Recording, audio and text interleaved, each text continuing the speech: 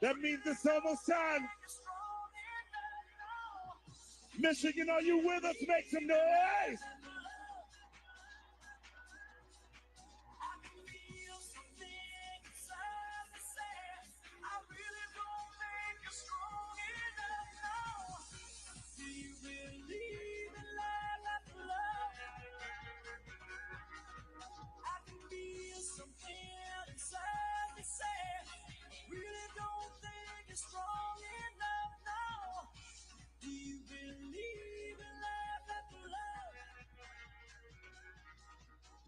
I'm going to ask you again, Michigan, are you with us? Make some noise.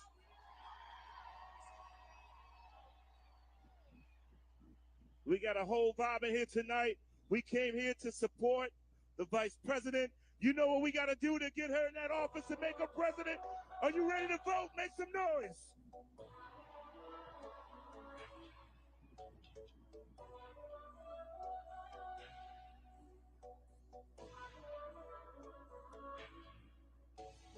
모든 게 궁금해하실 때 tell me 아무거나 행복하게 하는 듯이 text me every picture 내 머리 나 듣고 싶어 Come be my teacher 모든 걸 다 가르쳐줘 You want your time, stay with my baby. 나는 저 하늘을 높이 날고 있어. 이상적인 너무 높아. 난 눈을 더 맞추고 싶어. You can make it on your body right now. Oh my mind, oh my mind. Need it all my life. 내 전부 함께 하고 싶어. Oh my mind, oh my mind. Into something right. 이제 조금은 나 알겠어. I want something stronger. In a moment, love. I ain't waiting longer. For you, for you, love. 그대는 훅야 삶은 너야 관계에서 꽉지 않게 만들어버린 너라는 별 하나부터야 다시 모든 게 특별하지 너의 관심사 걸음걸이 말투와 사소한 작은 습관들 같이 난 말했지 너무 작다 내가 영웅이 된 거라고 난 말했지 운명 따윈 전부터 내게 아니었다고 내게 평화 너내 앉아서 그저 널 지켜봐 널 baby 나는 저 하늘을 높이 날고 있어 이상적인 너무 높아 난 내 눈을 더 맞추고 싶어 Yeah, you make it on your body right now All on my mind, all on my mind 네 hurt so fast 내 전부 함께 하고 싶어 All on my mind, all on my mind 네 fly so fast 이제 조금은 나 알겠어 Love is stronger You're my freewish in that body right now Love is stronger You're my freewish in that body right now 까놓고 말할게 나도 모르게 힘이 들어가기도 했어 높아버린 스카 커져버린 헛대로 도망치게 해달라는 기도했어 너의 상처는 나의 상처 깨달았을 때 나 다짐했던 건 네가 준 게 그 후세 나에게로 태양이 아닌 너에게로 Let me fly All my life, all my life all my life 내 전부 함께 하고 싶어 All my life, all my life into something right 이제 조금은 나 알겠어 I want something stronger In a moment, in a moment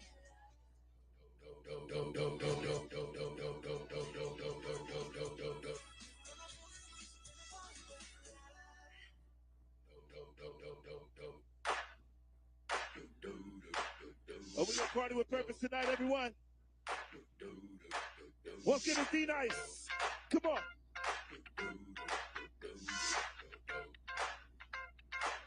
Let's rock. Here we go. This is the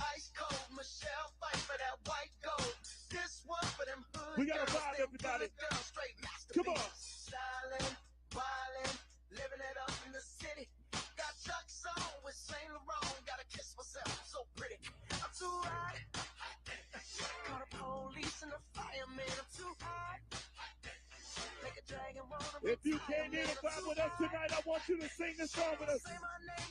I want you to sing this song with us, Kalamazoo. Everybody, come on, sing along now. Say what? Say what? Say what? Come on.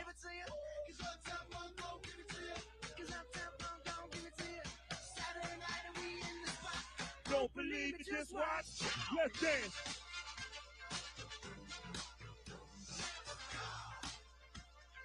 Don't believe me, just watch.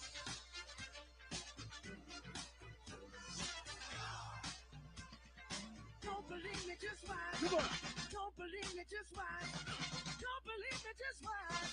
Don't believe me, just watch. Hey, hey, hey, oh! Stop. Wait a minute. Fill my cup, put some nigga in it. Take a sip, sign the check. Julio, get the stretch. Right to Harlem, Hollywood, Jackson, Mississippi. If we show up, we gon' show out. Smoother than a fresh drop skipping. I'm too hot. Call the police and the firemen. I'm too hot. Make a dragon roll to retirement. I'm too hot. Bitch, say my name, you know who I am. I'm too hot. And my band about that money. Here we go.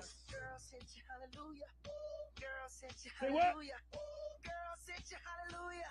Cause Uptown Funk don't give it to you. Cause Uptown Funk don't give it to you. Cause Uptown Funk don't give it to you. Saturday night and we in the spot. Don't believe it, just watch. Come on.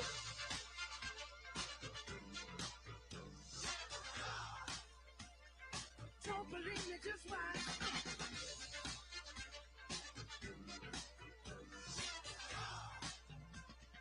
Don't believe me, Once just again, watch. it's DJ D Nice. Don't Here we believe go. me, Come just on. watch. Don't believe me, just watch. Don't believe me, just watch. Hey, hey, hey, oh! Let's vibe, everybody. Let's vibe, everyone. Come on. Let me tell y'all a little something. Here we go. Uptown, funk you up. Uptown, funk you up. Uptown, funk you up. Uptown, funk you up. I said uptown, funk you up. Uptown, funk you up. Uptown, funk you up. I know we came here for a good reason.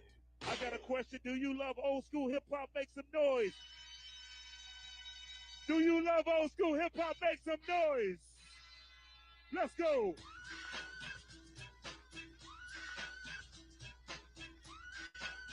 Come on.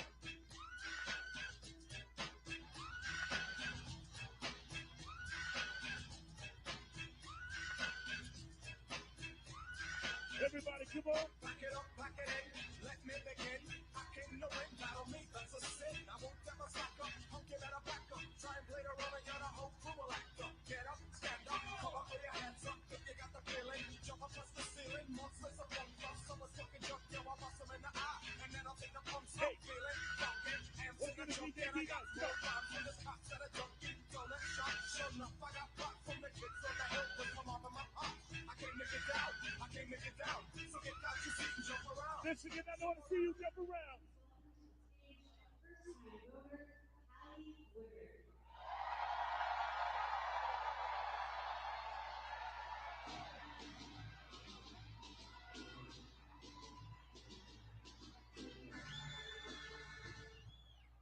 Hello, Kalamazoo. How is everybody doing?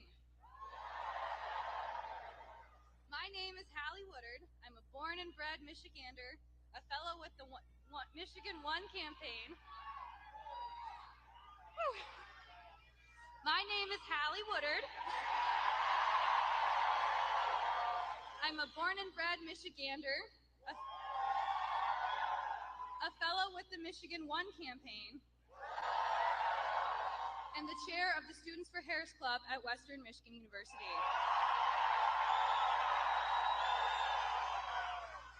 This will be the very first time I ever get the chance to vote in a presidential election. I cannot think of a more important race to cast my first ballot. The choice in this election is very clear. On one side, we've got Kamala Harris. She is someone who has spent her life fighting for the people.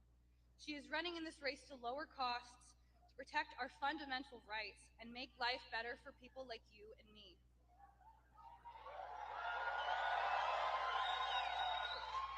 However, on the other side, we have Donald Trump. He's more extreme than he's ever been, and he only wants to get power for himself. As a woman, a student, and a first-time voter, I'm frightened by what my future could look like if Donald Trump becomes president. His extreme Project 2025 would throw our country into chaos. It would ban abortion nationwide, gut the power of labor unions, scrap the Affordable Care Act, and give Trump nearly unchecked power to do whatever he wanted. But we have another choice.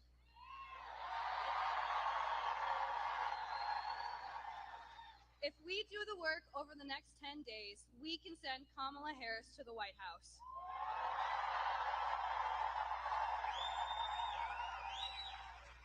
Now, I am beyond thrilled to welcome a person who knows all too well the stakes of this election. She has helped bring joy and results to the health and safety of the people right here in Michigan. She is on the campaign trail for the very first time this election cycle because she knows how important Michigan is in this election, especially on our very first day of early voting. So, Kalamazoo, it is my honor and privilege to welcome to the stage your former First Lady, Michelle Obama.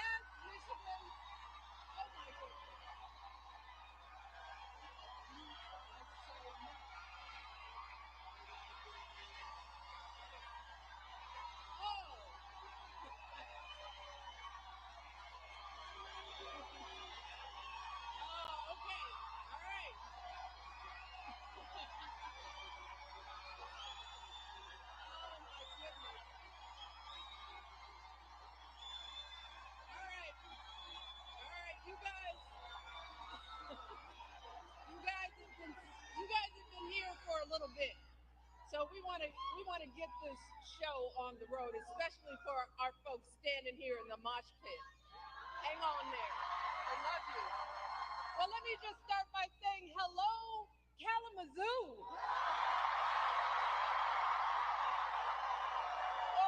Or should I say Kamalazoo? Who is ready to elect the next President of the United States, Kamala Harris? Yes. But let me start, of course, by thanking Callie for everything she's done to get out the vote here in Michigan. But most of all, I want to thank all of you because 100 years old. No. Oh my goodness. You look amazing.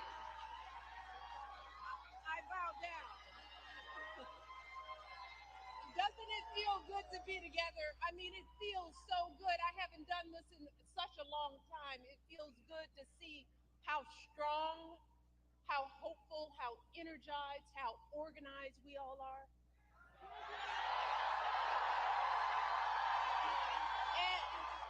And we need that. We need all of you because right now, as you know, this race is close. It's too close for my liking. And I came out here to Michigan because I am someone who takes her own advice to heart. I know that if we want to help this country finally turn the page on the politics of hatred and division, we can't just sit around and complain. No, we've got to do something.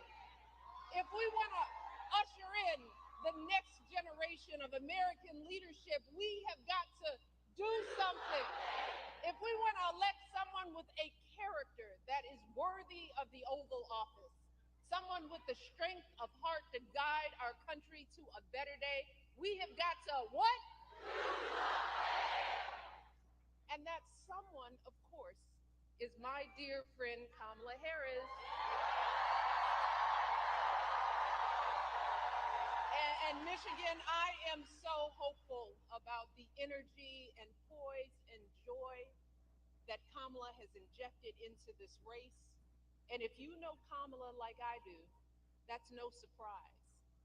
I mean, think about it. No one could have predicted the way everything would have unfolded this summer. And yet, in a critical moment when our country needed her, Kamala couldn't have been more prepared to meet that moment. And she's met it every single day since. Yes. Oh, she's filling arenas in a way we haven't seen for years.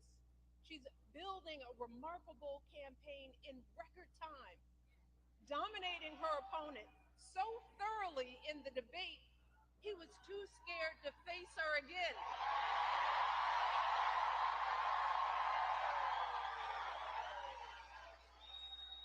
Kamala, she's putting herself out there fearlessly, facing down even her harshest critics. She's seeking out Republicans to find common ground. And unlike her opponent, she's not ducking interviews or cowering in safe spaces only with fawning audiences. No, she's showing us what a sane, stable leader looks like. She's not losing her train of thought or stumbling over her words. And she's doing it all with vigor and with grace. That's because Kamala Harris is a grown-up.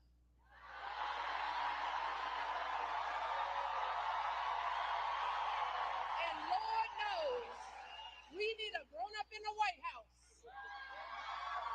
Someone with the maturity and fresh ideas to keep moving our country forward. Kamala is the only candidate in this race who has outlined a clear set of policies, including focusing on lowering costs and reducing drug prices for all Americans, giving tax credits to first-time home buyers, folks starting small businesses, and working families raising our kids. Let me tell you, it is a remarkable plan. And these remarkable last few months mirror the way Kamala has handled herself her entire life, fighting for working people and the vulnerable, first as a prosecutor, then as an attorney general, then as a U.S. senator, and now as our vice president of the United States. Taking on the big banks, the transnational gangs and predatory for-profit colleges, and always doing it, holding her head high with warmth and dignity and class. So Michigan, do not buy into the lie that we do not know who Kamala is or what she stands for. This is someone who understands you, all of you, someone from a middle-class family raised mostly by her mom, like so many of us, leaning on her neighbors like we all do. That's what you want in a president, someone who gets you and will have your back. Take it from me. And I know good people. Kamala Harris is an extraordinary human being. She is an extraordinary candidate. And she will be an extraordinary president of the United States of America. Mark my words, because I don't lie. So Michigan, with all that being said, I got to ask myself, well, why on earth is this race even close? I lay awake at night wondering what in the world is going on. And it's clear to me that the question isn't whether Kamala is ready for this moment, because by every measure, she has demonstrated that she's ready. The real question is, as a country, are we ready for this moment? we willing to do what it takes to get her across the finish line, or are we going to let ourselves get distracted and fall for the scam? Are we going to lose sight of the dire consequences if we come up short? And right now, folks, I have to be honest, I'm not completely sure of the answers to those questions. Y'all give me great comfort in this arena. But this is a big country, and that's why all of my hope about Kamala is also accompanied by some genuine fear. Fear for our country, fear for our children, fear for what is coming our way if we forget the stakes in this election. And y'all, that's why I'm here today. And y'all know I hate politics, but I hate to see folks taken advantage of even more. So I wanted to do everything in my power to remind the country that I love, that there's too much we stand to lose if we get this one wrong.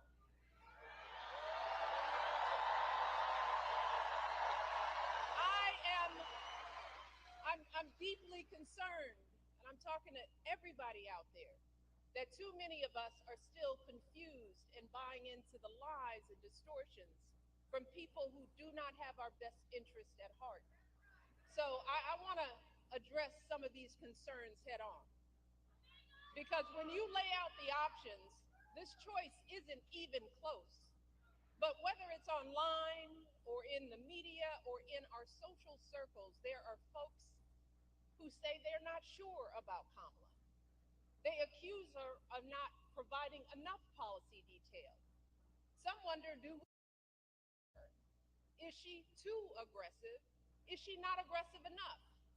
There are folks sowing seeds of doubt about whether it appears to be. Now, don't get me wrong. Voters have any candidate seeking office. But can someone tell me why we are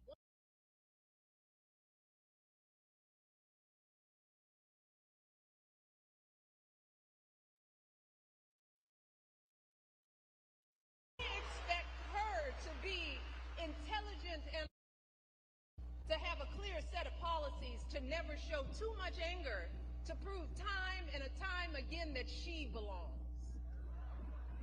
But for Trump, we expect nothing at all. No understanding of policy, no ability to put together a coherent argument, no honesty, no decency, no morals. Instead, too many people are willing to write off his childish, mean-spirited antics by saying, well, Trump's just being Trump, rather than question his horrible behavior. Some folks think he's funny. And if you remember, that's exactly how he got elected the first time. Him a pass and rolled the dice betting that he couldn't possibly be that bad. And then there were those folks who didn't think it really mattered who the president was, if you can believe that. And still others who thought it'd be a good idea just to blow up our entire democracy. Let us not forget how badly that worked out for all of us. Let us not forget the incompetence and the corruption, the chaos that was the cornerstone of his entire 4 years in office. Let's start with the pandemic. Remember how woefully unprepared he was? How he was sowing seeds of fear and confusion, endangering lives with his lies and ignorance, denigrating the doctors and scientists trying to help us. You want to talk about plans? Well, my husband left him a very detailed pandemic plan.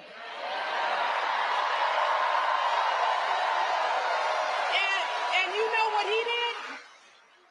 He ignored it. He had no clue how to get us out of that crisis. No ability to bring back the millions of jobs we lost so suddenly. No idea how to get our students back into school safely. No attempt to help stem the epidemic of loneliness and isolation that too many of our young people are still dealing with. And his failures had real cost. America lost 7 million more jobs during the COVID downturn than the European Union. Among wealthy nations, the United States had one of the highest COVID death rates. Again, all of this occurred with Trump in charge. And sadly, this was just the tragic exclamation point on his disastrous presidency. Installing judges and justices who have now stripped away our reproductive freedoms, cracking down on protesters marching to protect their sons from being shot because of the color of their skin, rolling back protections for LGBTQ Americans, fanning conspiracy theories, unleashing hatred in our communities. And then, when the American people fired him from a job that was too big for him to begin with, he tried to steal it, egging on a violent mob that breached our nation's capital. And when told that his own vice president was in danger, you know what he said? So what? So what, y'all? He said, so what? And after all of that, and there is more, there are still folks wringing their hands, crossing their arms, tuning out, saying they plan to sit this election out to prove a point. Well, let me tell you who isn't tuning out. Many of the folks who served closest to Trump and saw the danger firsthand. His former vice president, almost half of his former cabinet members, the growing list of four-star generals and Republican governors and senators and former House members, all of whom are not publicly supporting his candidacy the second time around. Y'all hear what I said? They are saying no, thank you. Many are speaking out. His chairman of the Joint Chiefs of Staff, for example, said, and these are his words, that Trump is fascist to the core. His Joint Chief of Staff. These folks know that nothing this man says or does is funny in any way.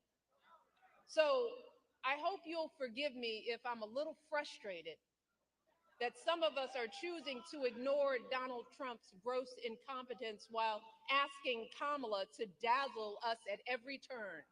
I hope that you'll forgive me if I'm a little angry that we are indifferent to his erratic behavior, his obvious mental decline, his history as a convicted felon, a known slumlord, a predator found liable for sexual abuse, all of this while we pick apart Kamala's answers from interviews that he doesn't even have the courage to do, y'all. So I am praying that those of us contemplating voting for Trump or not voting at all will snap out of whatever fog we are in. I am praying that we consider the decades of sacrifice and struggle by all of our ancestors, the folks who marched and sacrificed and shed their blood for us. We have to ask ourselves, is a vote for Trump or no vote at all the way we honor their lives? And if that's the case, well, that surely doesn't sound like freedom to me. Because let me tell you, in any other profession or arena, Trump's criminal track record and amoral character would be embarrassing, shameful, and disqualifying. So I hope that you will forgive me if I am worried that we will blow this opportunity to finally turn the page on the ugliness once and for all. Because believe me, if Donald Trump is president again, at some point or another, that ugliness will touch all of our lives. And it will not matter what you look like, how you worship, who you love, or how you vote. If you don't make 6 or 8 or 12 figures, If you're not famous, if you criticize or disagree with him in any way, if he doesn't view you as his equal or relevant to his ambitions, I promise you, he will not think about you when he gets into the Oval Office. And that will have real consequences for all of us. If your town gets hit by a natural disaster, who do you want looking out for you? Is it Donald Trump, who's spreading so many lies and conspiracy theories about climate change and FEMA that the workers in North Carolina trying to help folks clean up after the last hurricane were fearing for their safety? Or is it Kamala Harris, who has been meeting with local officials, comforting the families in that state and doing everything she can to get folks the help they need? If you're saving up to buy a house or pay off student loans, if you're caring for your kids or your parents or both, if you are a farmer, a factory worker, a paralegal, anyone whose job may be changed or replaced by technology, who will actually be thinking about you? Is it Donald Trump, who's palling around with billionaires that want a puppet in the White House who will let him run unchecked? Or is it Kamala Harris, who has been fighting for working people her entire life? If you're one of our service members, our veterans or military families, who is going to value your service and sacrifice? Is it Donald Trump, who has called those who gave their lives for our country suckers and losers? Or is it Kamala Harris, who I guarantee you will honor your commitment to the ideals we all share with every fiber in her being? And if you are a mother who has lost sleep worrying if your son could be the victim of a nightmare traffic stop gone bad, if you've ever been out there marching and weeping for justice, who do you think is going to have your back? Is it Donald Trump, who once took out a full-page ad to demonize innocent young Black teenagers in New York City, who has dreamed openly about his own version of a purge, where in his words, he has said for one day, one real rough, nasty day, he says, he will allow cops to use violence indiscriminately, who I am sure has never spent a single second thinking about the lives on the other end of those batons? Or is it Kamala Harris, who understands the anguish in these interactions and has the experience that shows us that, yes, it is possible to keep our community safe and keep innocent people out of harm's way? And finally, y'all, who could possibly think that this man would care more about our men and boys more than Kamala Harris? And while we're at it, I want to think about who do you think possibly would care more about our reproductive health?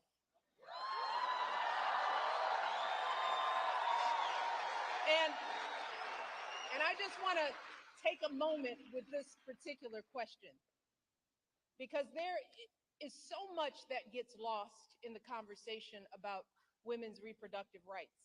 And I want the men in the arena to bear with me on this, because there's more at stake than just protecting a woman's choice to give birth. And sadly, we as women and girls have not been socialized to talk openly about our reproductive health. We've been taught instead to feel shame and to hide how our bodies work. Some young girls enter puberty not knowing what to expect. Too many of us suffer with severe cramps and nausea for days on end every single month. And then on the other end of the reproductive timeline, too many women my age have no idea what's going on with our bodies as we battle through menopause and debilitating hot flashes and depression. See, fellas, Most of us women, we suck up our pain and we deal with it alone. We don't share our experiences with anyone, not with our partners, our friends, or even our doctors. Look, a woman's body is complicated business, y'all. Yes, it brings life, and that's a beautiful thing. But even when we are not bearing children, there is so much that can go wrong at any moment. Every woman here knows what I'm talking about. An unexpected lump, an abnormal pap smear or mammogram, an infection, a blockage, all of which could be early signs of a variety of life-threatening cancers. And in those terrifying moments when something goes wrong, y'all, which will happen at some point to the vast majority of women in this country, let me tell you, it feels like the floor falls out from under us. In those moments, all we have to rely on is our medical system. In those dark moments, all we have to rely on is our faith in a higher power and the experience of doctors to get us the care we need in a timely manner. And look, I don't expect any man to fully grasp how vulnerable this makes us feel, to understand the complexities of our reproductive health experiences. In all honesty, most of us as women don't fully understand the breadth and depth of our own reproductive lives, you know? And that's because our experiences are often neglected by science. There's a huge disparity in research funding for women's health. And if you happen to look like me and report pain, you're more likely to be ignored, even by your own doctors, studies show. So let me take a minute to help folks, especially the men in our lives, to get a better sense of what could happen if we keep dismantling parts of our reproductive care system piece by piece, as Trump intends to do. I want folks to understand the chilling effect, not just on critical abortion care, but on the entirety of women's health. All of it. There are good reasons why so many women and physicians are horrified by what's happened since Donald Trump's justices overturned Roe v. Wade. We're seeing women scrambling across state lines to get the care they need. Just this week, a major medical journal reported that after Roe was overturned, infant mortality in this country rose, in large part because women are being forced to carry fetuses that won't survive to term. One woman spent 22 days in jail on murder charges after she miscarried in her own bathroom.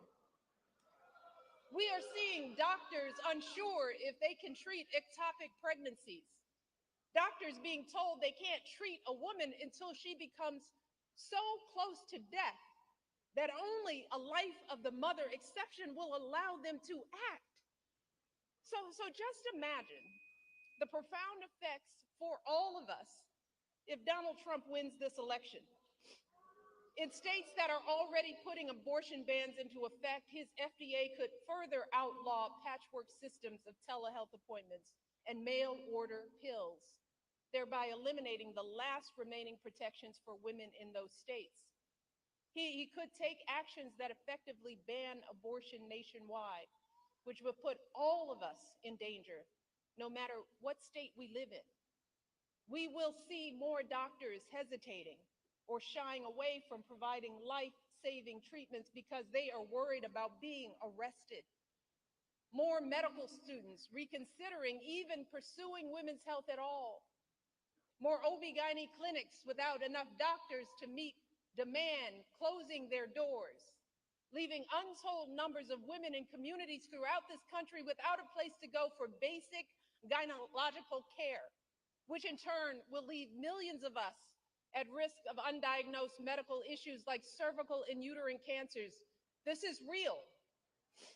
So do you think Donald Trump is thinking about the consequences for the millions of women who will be living in medical deserts? Does anyone think he has the emotional maturity and foresight to come up with a plan to protect us? Y'all, we are teetering on the edge. Even before these state bans, America was already lagging behind every other wealthy nation on measures like maternal mortality and paid leave. So we could be right back to the days before Roe, which many young people here don't even remember. The days when abortion wasn't as safe as it is today. The days when the number of mothers of color dying in childbirth was 30 to 40% higher than when it was under Roe. So to the men who love us, let me just try to paint a picture of what it will feel like if America, the wealthiest nation on earth, keeps revoking basic care from its women, and how it will affect every single woman in your life. Your girlfriend could be the one in legal jeopardy if she needs a pill from out of state or overseas, or if she has to travel across state lines because the local clinic closed up. Your wife or mother could be the ones at higher risk of dying from undiagnosed cervical cancer because they have no access to regular gynecological care. Your daughter could be the one too terrified to call the doctor if she's bleeding during an unexpected pregnancy.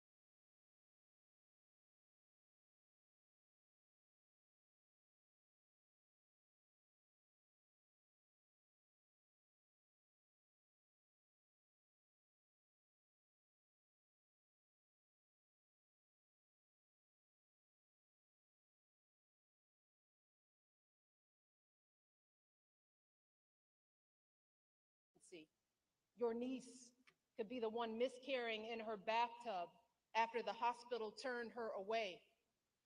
And this will not just affect women, it will affect you and your sons. The devastating consequences of teen pregnancy won't just be borne by young girls, but also by the young men who are the fathers. They too will have their dreams of going to college. Their entire future is totally upended by an unwanted pregnancy. If you and your partner are expecting a child, you will be right by her side at the checkups, terrified if her blood pressure is too high, or if there's an issue with the placenta, or if the ultrasound shows that the embryo was implanted in the wrong place, and the doctors aren't sure that they can intervene to keep the woman you love safe. If your wife is shivering and bleeding on the operating room table during a routine delivery gone bad, her pressure dropping as she loses more and more blood, or some unforeseen infection spreads and her doctors aren't sure if they can act, you will be the one praying that it's not too late. You will be the one pleading for somebody, anybody, to do something. And then there is the tragic but very real possibility that in the worst case scenario, you just might be the one holding flowers at the funeral. You might be the one left to raise your children alone.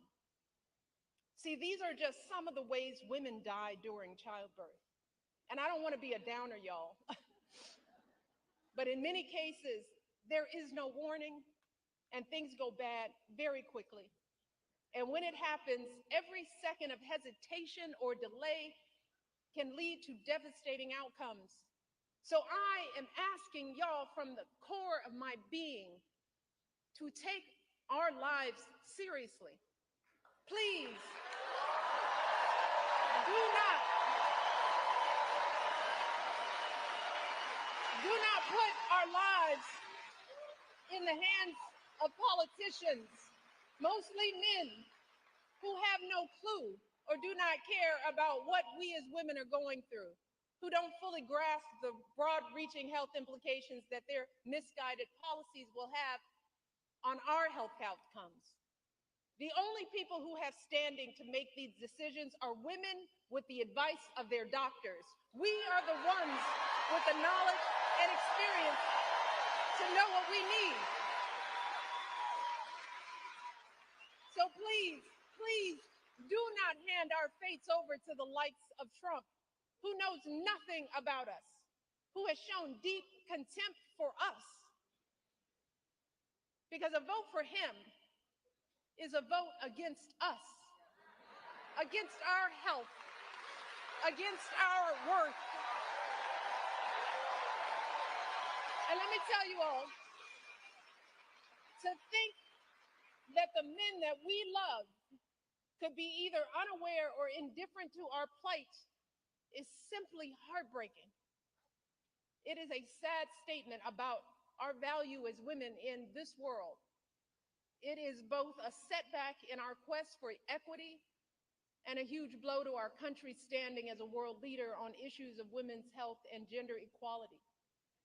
So fellas, before you cast your votes, ask yourselves, what side of history do you want to be on?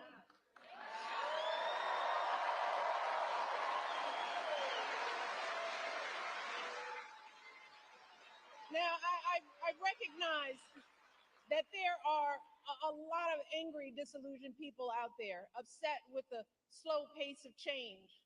And I get it. It is reasonable to be frustrated.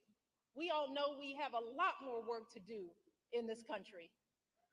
But to anyone out there thinking about sitting out this election or voting for Donald Trump or a third-party candidate in protest because you're fed up, let me warn you, your rage does not exist in a vacuum. If we don't get this election right, your wife, your daughter, your mother, we as women will become collateral damage to your rage.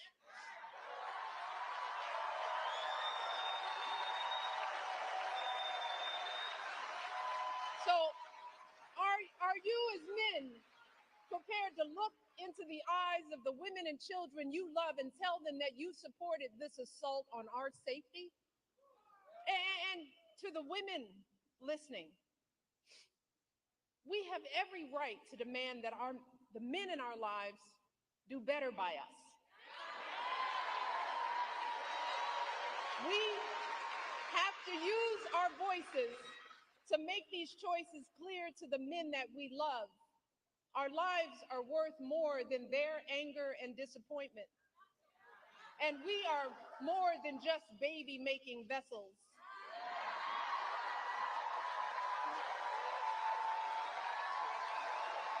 And if you are a woman who lives in a household of men that don't listen to you or value your opinion, just remember that your vote is a private matter.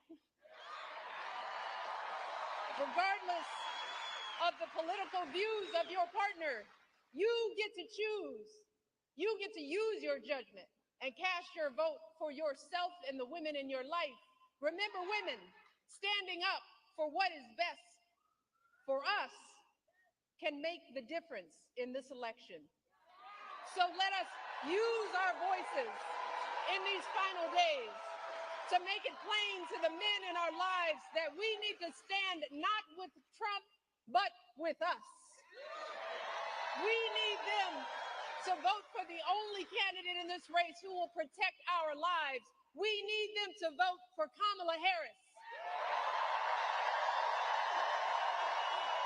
Kamala, she will fight to restore our reproductive freedoms and defend our health.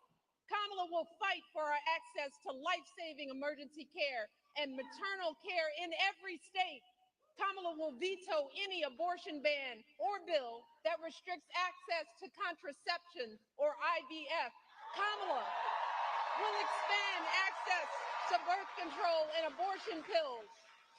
And she will do all of this not because she's a woman, but because she's a decent human being.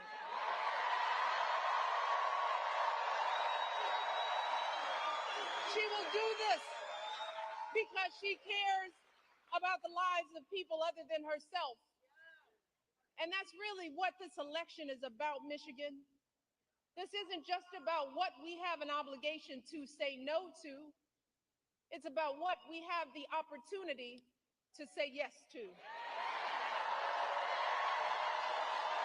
And we can elect someone who has the experience, the character, and the strength to look at all these challenges and still see a brighter day on the other side. Kamala Harris will see us, all of us. Kamala Harris will listen to us, all of us. She will protect our freedom. She'll stand up for all of our lives. She will have our backs for the folks trying to get ahead and those just trying to get by. And in doing so, she will usher in a new generation of American leadership and send the ugliness of Donald Trump and his politics back where it belongs, the past.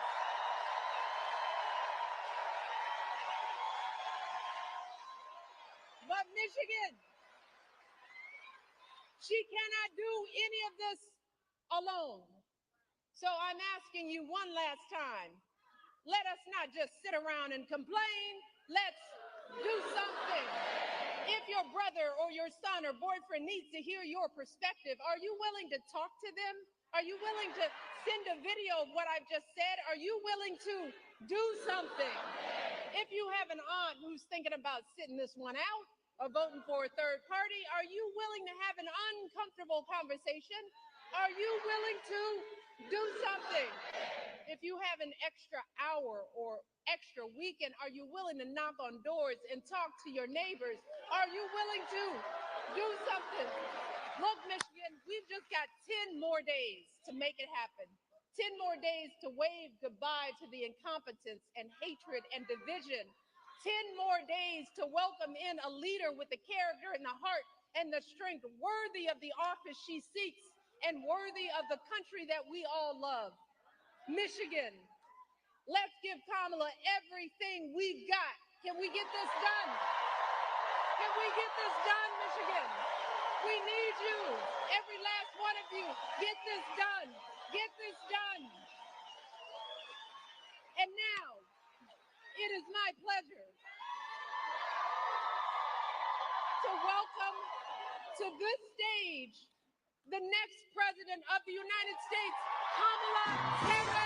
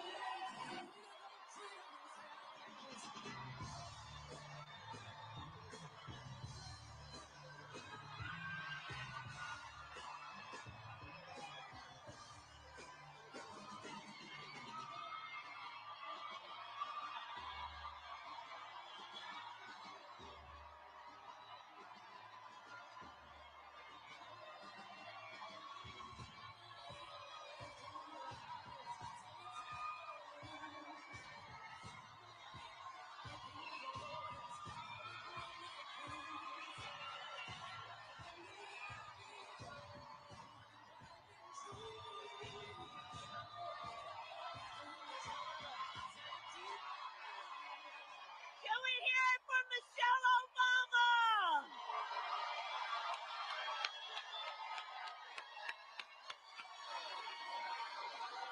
Good afternoon, Michigan. Good afternoon.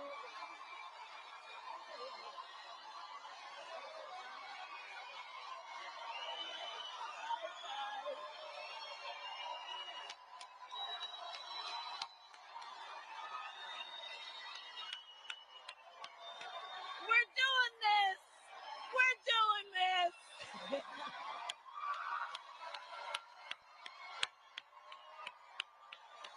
All right. Okay. Oh, it's great to be in Kalamazoo.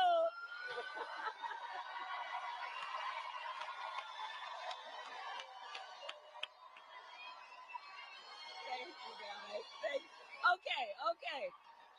All right. Thank you. Okay, we got some work to do.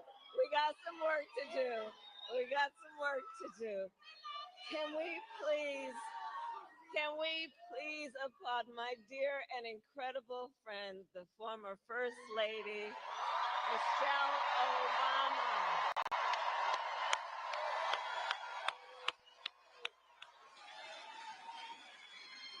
And I just have to say, I've known Michelle for years, and she is an inspiration. I know everybody here knows this. She is a truth teller, and she motivates us to get to work, especially when the stakes are high, because as she reminds us, as my mother taught me, don't just sit around and complain about injustice. And there are so many incredible leaders here tonight, but I want to first just thank everybody, because there's so much you could be doing with your time right now. And you are here, and we are here as community, as coalition builders, because we love our country. And I thank you for being here, and I thank you for all your work. I thank you. And I want to give a shout out to Lieutenant Governor Gilchrist. He's over there somewhere. Senator Gary Peters. And all the union, elected, and community leaders here today, I thank you. I want to give a special thank you to former Republican Congressman Fred Upton.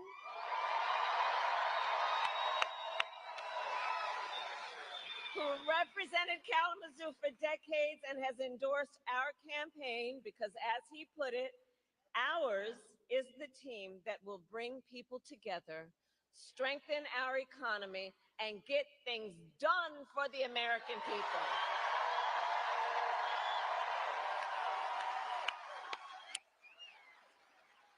So Kalamazoo, listen, you all know, before I was vice president, I was a United States Senator. And before that, I know you want to say Kamala Zoo, I heard you.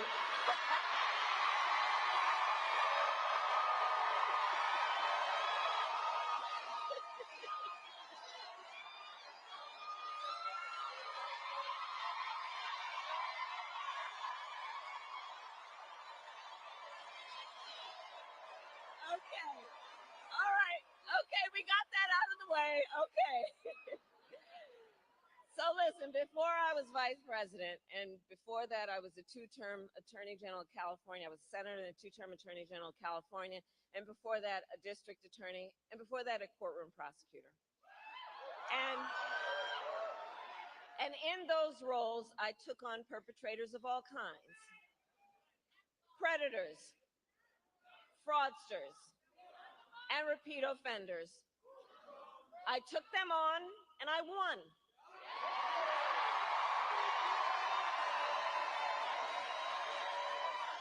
Well, Michigan, in 10 days, it's Donald Trump's turn.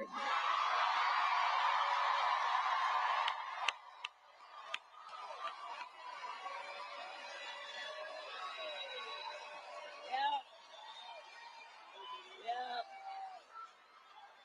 So listen, we've got just 10 days left. Well, you know, I hear your chant, but listen, the courts are going to handle that. We're going to handle November. Okay? There we go. So look, we've got just 10 days left in one of the most consequential elections of our lifetime. As you all know, voting has already started. And everybody here knows this is going to be a tight race till the very end. So we have a lot of work to do. But we like hard work. Hard work is good work. Hard work is joyful work. And make no mistake, we will win. We will win.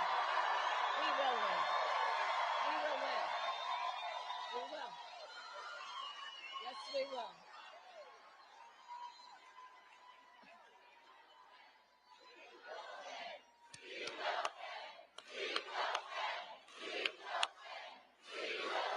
And I got something for it.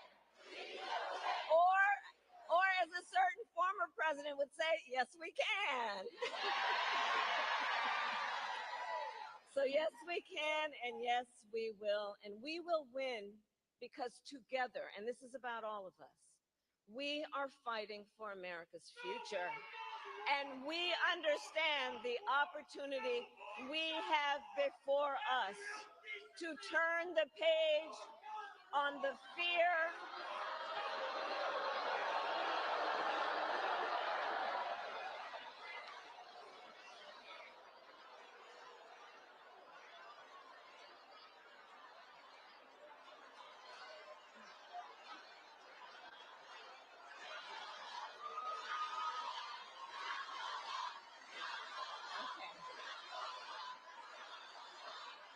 Thank you all. Thank you all. Thank you all. And listen, on the topic of Gaza, we must end that war. And we must end the war and bring the hostages home. But now I am speaking about 2024. All right. So listen, we have to understand the opportunity we have before us to turn the page on the fear and the divisiveness that have characterized our politics for a decade because of Donald Trump. We have an opportunity to turn the page and chart a new and joyful way, dare I say joyful, way forward.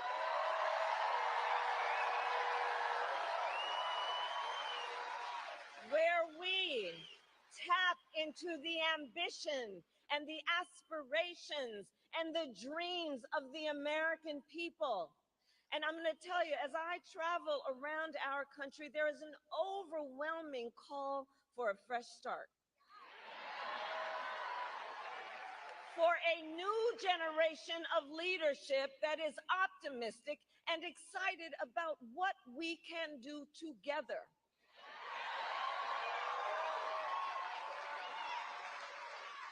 There is a yearning in our country for a president who sees the people, not just looking in the mirror all the time, but sees the people, who gets you and who will fight for you.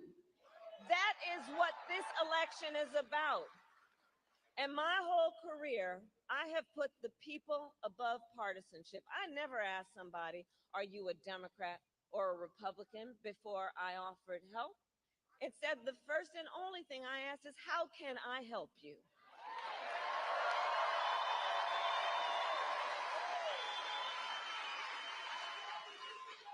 And that is a major difference between Donald Trump and me, and between the two extremely different visions that he and I have for our nation. One, his, focused on the past and himself. The other, ours, focused on the future and you and your family.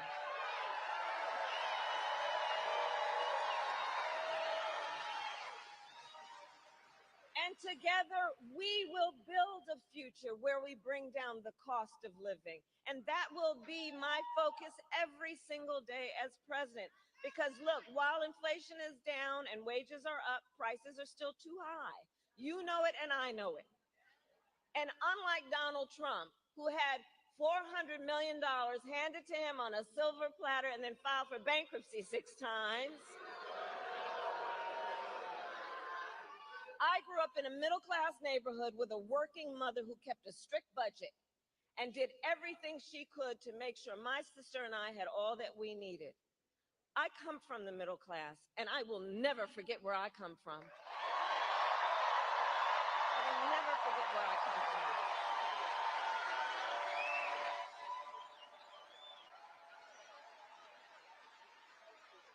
And so my common sense plan is about lowering the prices you pay on everything from prescription medication to groceries to housing.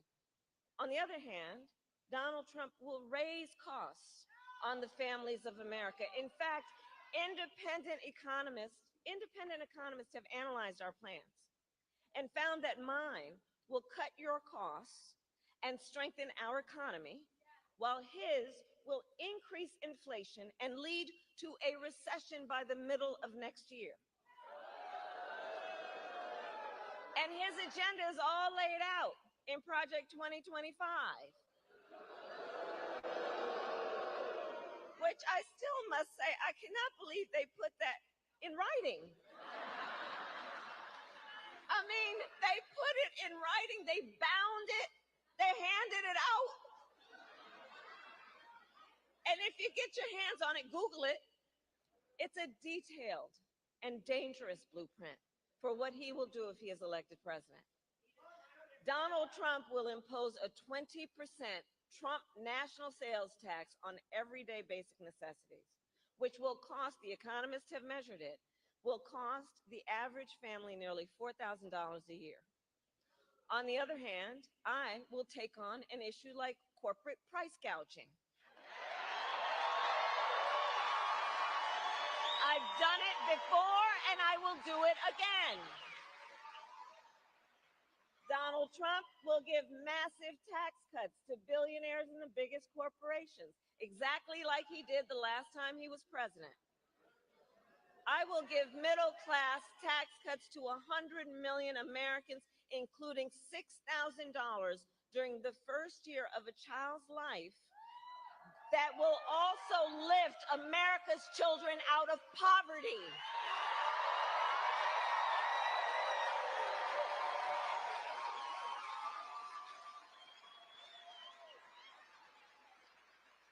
Donald Trump, again, read his plan, will get rid of the $35 cap on insulin for seniors. He will cut Medicare and Social Security. In fact, recently, it was published, independent economists say he will bankrupt Social Security in the next 6 years. And what everybody here knows, we have so many seniors whose only source of income is their Social Security check.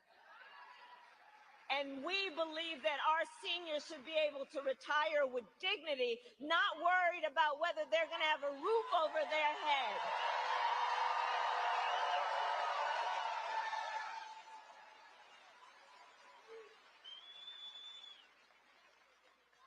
And we believe that their families also should not be overwhelmed by the cost of home health care, which is why my plan includes ensuring that instead of you who are taking care of your elder relative, you know, I took care of my mother when she was sick, and I know what that is like. It's about trying to cook something that they feel like eating. It's about trying to help them put on a sweater. It's about trying to say something that maybe will bring a smile to their face and maybe make them laugh from time to time. It's about their dignity. But we have a lot of people right now living in what we call the sandwich generation, who are taking care of your kids while you're taking care of your parents. And that's a lot. It's a lot. And too many people either if you are fortunate enough, you may have some extra money that you can hire somebody, but most people can't. So what that means is so many people have to think about leaving work, quitting their job, which means cutting a source of income, or spending down all of your savings to be able to qualify for Medicaid. It's just not right. So part of my plan says that we're going to make sure that Medicare covers the cost of home health care for our seniors. It's about dignity. It's about dignity. It's about seeing people where they are and understanding the burdens people face and lifting folks up instead of trying to beat people down, which is exactly what we see on the other side.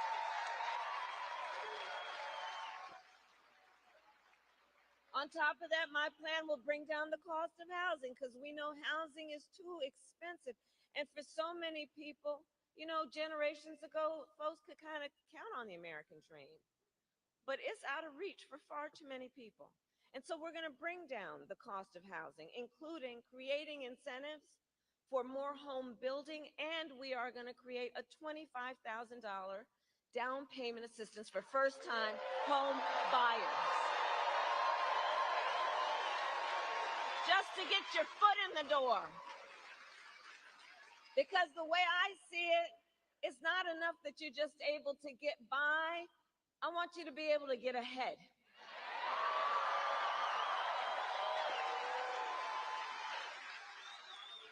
We're going to cut taxes for small businesses because small businesses are the backbone of America's economy. Do we have any small business owners here? Right?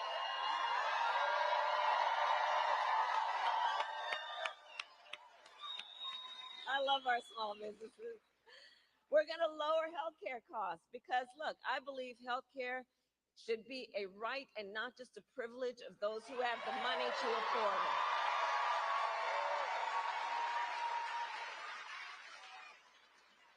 On the other hand, we've got Donald Trump, who intends to end the Affordable Care Act, or as we like to call it, Obamacare.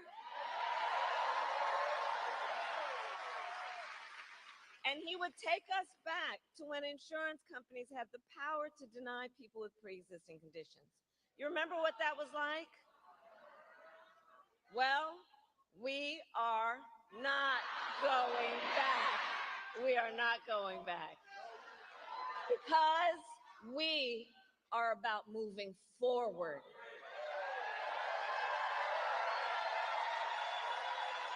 And it is time to turn the page. So ours is a fight for the future, and it is a fight for freedom, like the fundamental freedom of a woman to be able to make decisions about her own body and not have her government tell her what to do.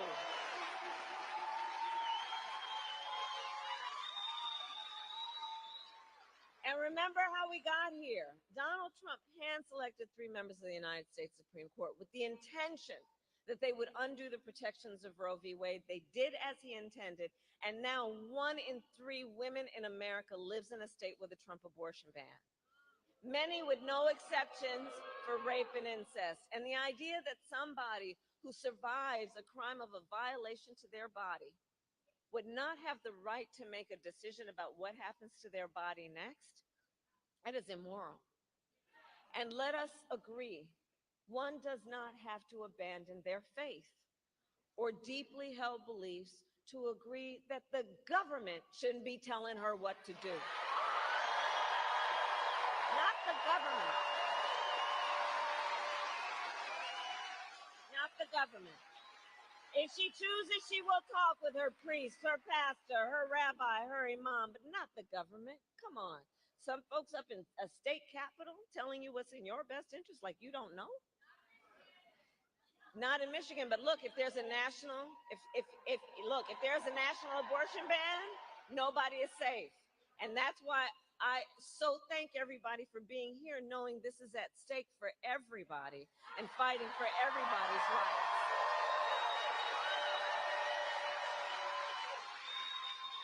And I'll tell you, so I actually just got in from Texas, and I did an event in Texas last night in Houston. And if you saw it, you probably saw some of the stories about what has been happening in our country. The suffering. And you know, Donald Trump still refuses to even acknowledge the pain and suffering he has caused. He insists that, and I'm going to quote, everybody wanted Roe v. Wade to be overturned. Come on, everybody wanted this? Women are being denied care during miscarriages? Some only being treated once they developed sepsis? They didn't want this. Couples just trying to grow their family who have been cut off from IVF treatments? They didn't want this. The men of America seeing their daughters, wives, sisters, and mothers put at risk because their rights have been stripped away? The men of America don't want this. Women have died because of these bans. How could anybody say that they wanted this? And you have heard me say, I do believe Donald Trump to be an unserious man. But the consequences of him ever being president again are brutally serious. Brutally serious.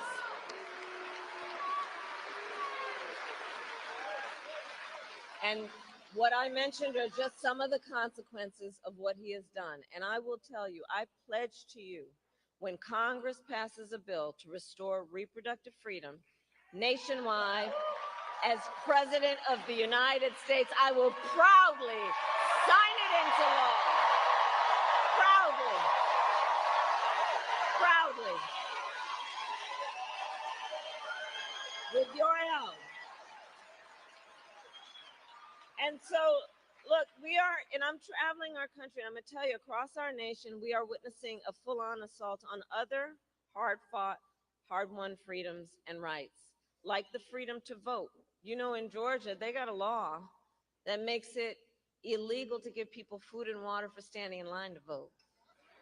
The hypocrisy abounds. What happened to love thy neighbor? Attacks on the freedom to be safe from gun violence, the freedom to breathe clean air and drink clean water, the freedom to love who you love openly and with pride.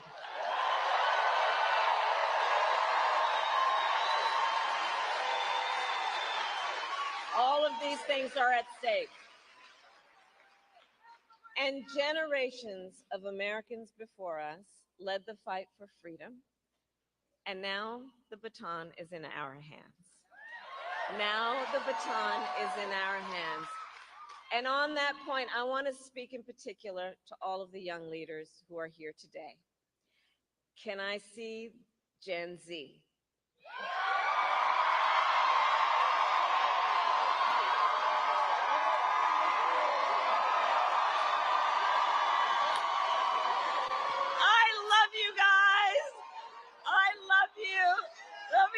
You. See? And of the many things that I just think are so great about you, you are rightly impatient for change. I love that. I love that. You who have only known the climate crisis are leading the charge to protect our planet and our future. You who grew up with active shooter drills are fighting to keep our schools safe. You, who now know fewer rights than your mothers and grandmothers, are standing up for reproductive freedom. And for you all, these issues are not theoretical, they're not political, they're your lived experience. And I want to tell you, I see you, and I see your power. And I know many of you are voting for the first time. Who's voting for the first time? Can we hear it for our young leaders and first-time voters?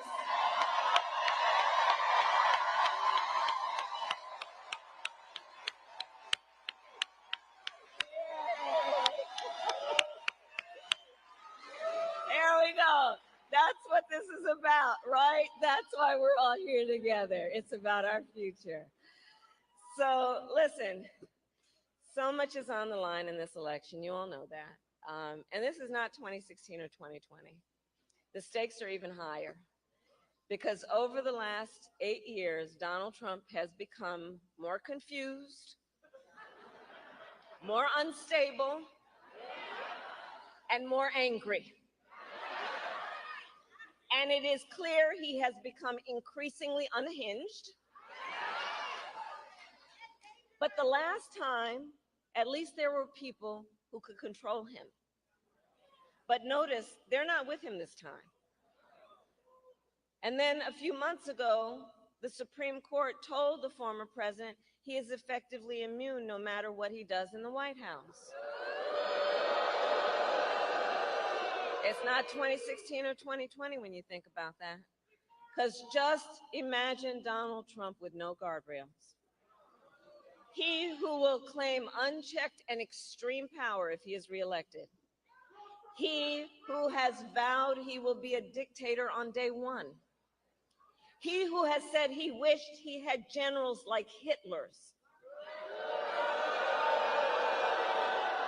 Who calls Americans who disagree with him the enemy from within. You know what that harkens back to? And he says he would use the American military to go after them. Donald Trump has even called for the, quote, termination of the Constitution of the United States of America. And let us be very clear. Someone who suggests we should terminate the Constitution of the United States should never again stand behind the seal of the President of the United States. Never again. Never again. Never again.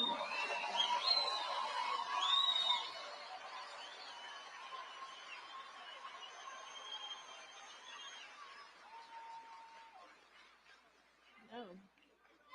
So there is a huge contrast in this election. And I'm going to ask everyone to just imagine the Oval Office in 3 months.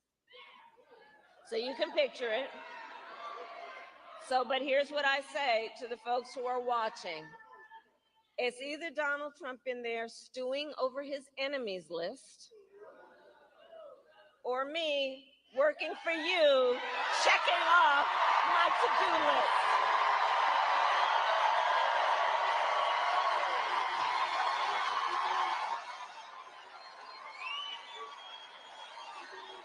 And you have the power to make that decision.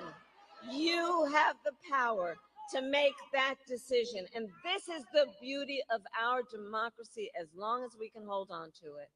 The power is with the people. The power is with the people to make that decision. And so, Michigan, it all comes down to this. We are all here together because we know what is at stake. And we are here together, most importantly, because we love our country. We love our country.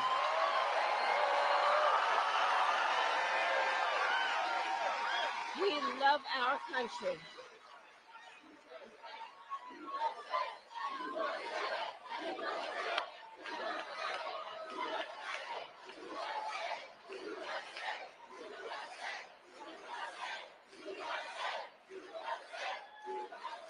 And to love our country is to know that one of the highest forms of patriotism, I believe, is to then fight for the ideals of our country. And that's what we are all here together to say. We love our country and we are prepared to fight for our country and to fight to realize the promise of America. The promise of America. That's what this is about. So, Election Day is in 10 days. And early voting has already started. And you can vote early starting today through Sunday, November 3rd. So we need you to vote early, Michigan. And now then is the time to make your plan to vote. And you can go to iwillvote.com to get all the information you need. And if you have received your ballot in the mail, please do not wait. Fill it out and return it today. Because, folks, the election is here. It is here, and the choice is truly in your hands. And your vote is your voice, and your voice is your power. Your power. So, Michigan, today I ask you, are you ready to make your voices heard? Do we believe in freedom? Do we believe in opportunity? Do we believe in the promise of America? And are we ready to fight for it? And when we fight, we win. God bless you, and God bless the United States of America.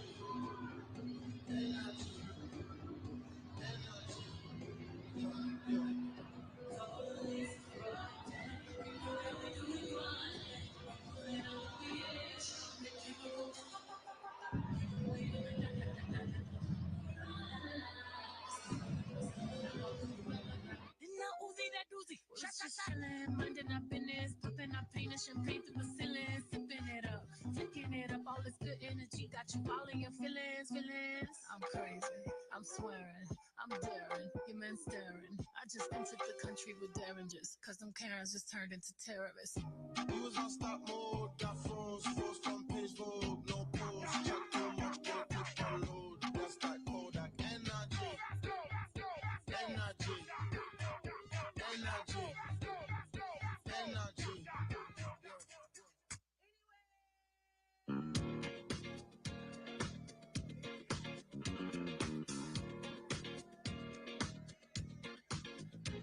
It's that bitch o'clock, yeah, it's thick 30. I've been through a lot, but I'm still flirty. Is everybody back up in the building? It's been a minute, tell me how you're healing. Cause I'm about to get into my feelings. How you feeling? How you feel right now? I've been so down and under pressure.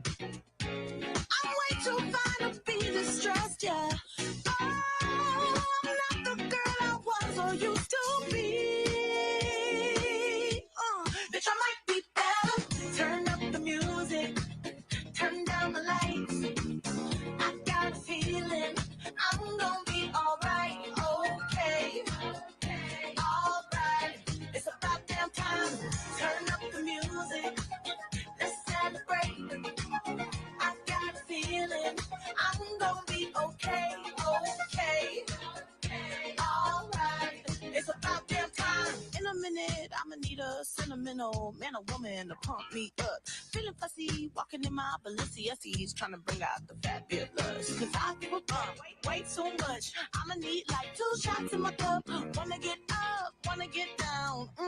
That's how I feel right now. Oh, I've been so down and under pressure.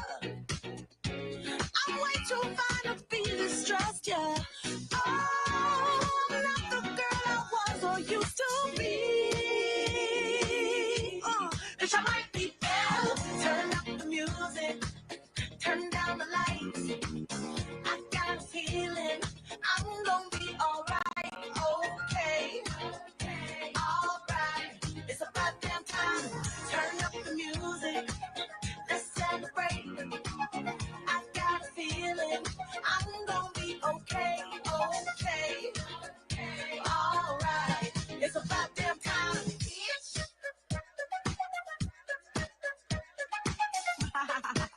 Cause you know what time it is. I'm coming out tonight. I'm coming out tonight. I'm coming out tonight. I'm coming out tonight. Woo. I'm coming out tonight. I'm coming out tonight. Okay. Alright. It's about damn time. I'm coming out tonight. I'm coming out tonight. I'm coming out tonight. I'm coming out tonight. I'm coming out tonight. I'm coming out tonight. Okay. Alright. It's about damn time. Bitch. Yeah. It's about damn time.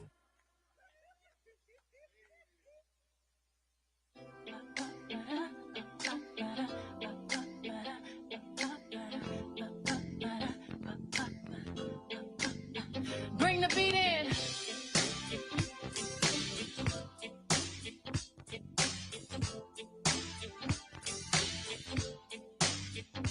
Honey, honey, I can see the stars all the way from here. Can't you see the glow on the window pane? I can feel the sun whenever you're near. Every time you touch me, I just melt away. Now everybody asks me why I'm smiling up from ear to ear. But I know, nothing's perfect, but it's worth it after fighting through my tears. And finally you put me first. Baby, it's you. You're the one I love. You're the one I need. You're the only one I see. Come on, baby, it's you. You're the one that gives me all. You're the one I can always call when I need to make everything stop. Finally, you put my love on top. Oh, come on, baby. You put my love on top, top, top, top, top. You put my love on top. Oh, come on, baby. You put my love on top, top, top, top, top. My love on top. Baby, I can hear the wind whipping past my face as we dance the night away. Boy, your lips taste like the night of champagne as I kiss you again and again and again and again. Now everybody asks me why I'm smiling up from ear to ear. But I know, nothing's perfect, but it's worth it after fighting through my tears. And finally you put me first. Baby, it's you. You're the one I love. You're the one I need. You're the only one I see. Come on, baby, it's you. You're the one that gives you all. You're the one I can always call when I need to make everything stop. Finally, you put my love on top. Oh, baby, you put my love on top, top, top, top, top. You put my love on top. Oh, come on, baby, you put my love on top, top, top, top, top. My love on top.